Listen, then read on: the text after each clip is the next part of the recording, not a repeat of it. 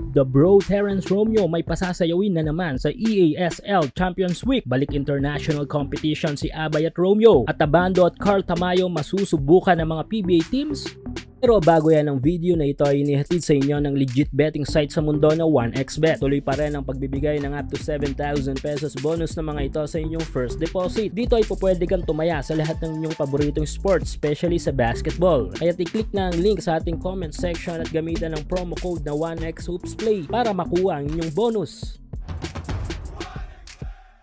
Maliban sa mga ilang early year stint ng ating national team na Gilas Pilipinas ngayong taon kung saan ay isasalang sila sa 6th FIBA window at Southeast Asian Games, ay may isa pang malaking tournament na dapat nating abangan sa mundo ng Philippine basketball. Ito nga yung East Asia Super League Championship Week, isang mini tournament kung saan ay maglalaban-laban ng iba't ibang mga mahusay na pro team sa Plus League ng Taiwan, B-League ng Japan, KBL ng Korea at PBA ng Pilipinas. Isang team representative mula Taiwan, tig-dalawa mula sa Japan, Korea at Pilipinas at ang nag-iisang team franchise ng EASL na Bay Area Dragons. Total of 8 teams na maglalaban-laban sa tournament na ito. At ang exciting thing nakakabangan nating mga Pinoy dito ay ang pagbabalik laro ng ating mga former national team players. Tulad na lamang ni The Bro Terence Romeo at Abay Junmar Fajardo. Dito ay muli nating makikitang magpasayaw ng mga international players si TR7. Sa huling kompetisyon ng EASL ay maraming mga malalarong pinasayaw at pinahanga si Terence. Isa na nga dito ay ang NBA player na si Lance Stephenson. At syempre na-miss natin ang tandem ni Junmar at Romeo kontra sa mga international team matapos ang hindi na paglalaro ni Terence sa Gilas. Kung kaya different team at competition man ay at least muli nating masisilayan ang Romeo-Abay tandem kontra sa mga dayuhang manlalaro. Maliban sa SMB ay isa din ang TNT Tropang Giga sa dalawang teams na ipapadala natin sa EASL Champions Week. At dito naman muling mapapanood ng Asia ang one of the best point guards sa Asia noon na si Jason Castro. Syempre kasama naman ni Castro dito ay ang mga former at current Gilas players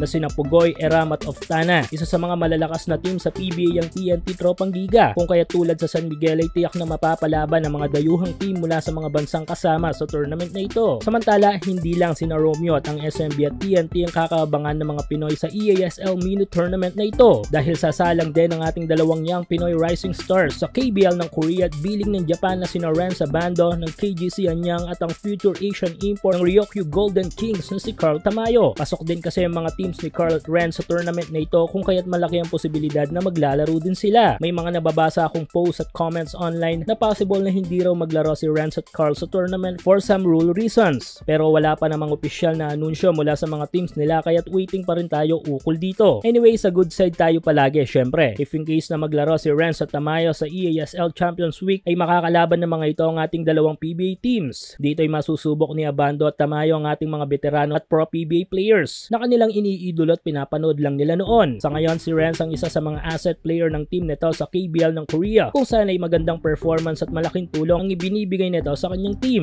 Habang si Carl Tamayo naman ay isa sa mga young rising star player ng Pinas na inaabangan sa B-League ng Japan. Pero sa other side ay may kailangan itong patunayan dahil sa posisyon nitong lalaruan. Kung sakali kasi magiging pareho ang sitwasyon nila ni Justin Baltasar sa B-League kung saan ay dahil sa posisyon nito ay hindi siya nabigyan ng playing time at tuluyan nang nakansela ang kontrata. Pero syempre looking forward tayo kay Carl dahil magkaibang team at magkaibang talent naman na meron sila ni Balti kung kaya't palagay ko ay hindi magkakapareho ang kanilang kapalaran sa Japan. Abangan natin sina TR7, SMB at TNT, Carl Tamayo, Renz Abando sa Marso para sa EASL Champions Week Tournament.